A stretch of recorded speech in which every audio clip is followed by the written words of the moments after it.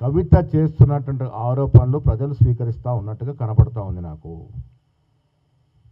కవిత చేసిన ప్రతి ఆరోపణకి బాధ్యతగా కేటీఆర్ గారు, హరీష్ రావు గారు జవాబు చెప్పాలి. కేసీఆర్ ఎలాగో గౌరవప్రదంగా ఫామ్ హౌస్లో ఉంటా ఉన్నారు.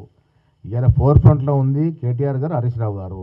వారు బాధ్యత కవిత లేవనెత్తిన అంశాలు నివృత్తి చేయాల్సిన బాధ్యత కేటీఆర్ మీద, హరీష్ రావు మీద ఉంది.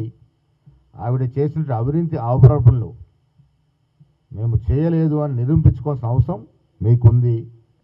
ఇలా ప్రజలు నమ్ముతూ ఉన్నారు గత 10 ఏళ్ల బీఆర్ఎస్ పాలనలో విపరీత అవినీతి జరిగిందని.